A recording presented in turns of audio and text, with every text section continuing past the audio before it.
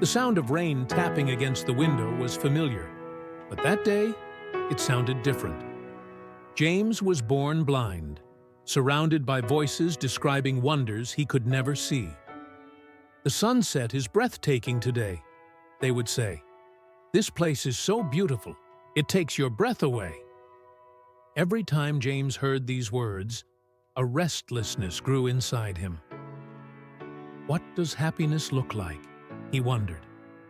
How could he be happy if he could never see what everyone called beauty? With this doubt gnawing at his heart, James decided to travel to the world's most beautiful places.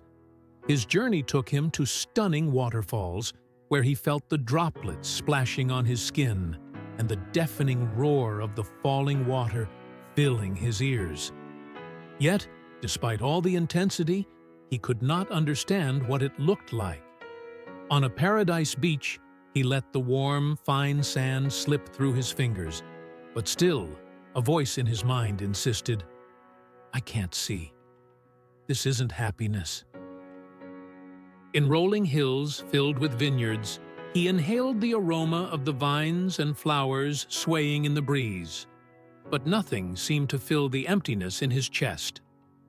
One night, in a distant city, James heard about a wise man who could answer his question. He decided to seek him out.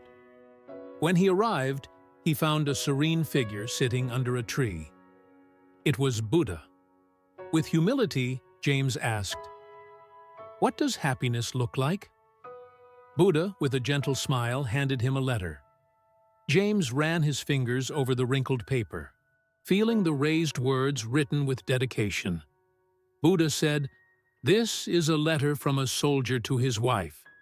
He says the war is over, and he's coming home." James furrowed his brow. He couldn't understand. "But how does this show me happiness?" he asked.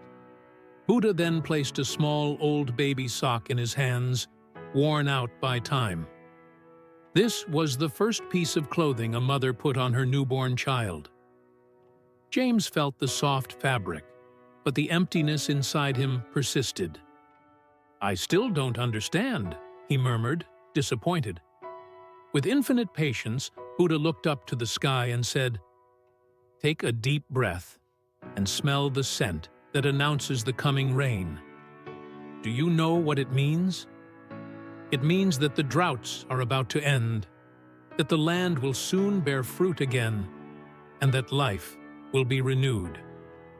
James, still frustrated, shouted at Buddha, "You don't understand me. I've heard, felt, and smelled so many things, but I want to know what happiness looks like."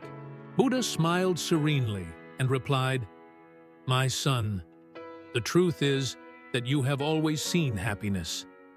You have always heard it, always felt it in your hands, always smelled its aroma. You spent so much time searching in other places that you didn't realize happiness was there all along.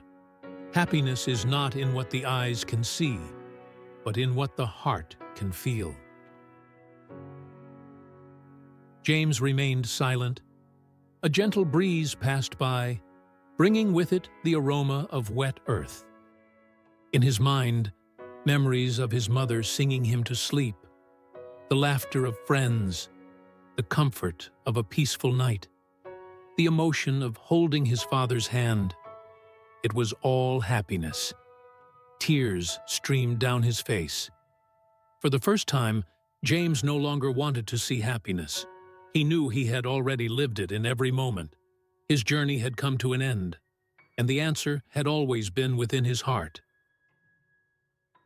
Sometimes we spend our lives searching for happiness in the most distant places, without realizing it has always been right beside us, silent and constant.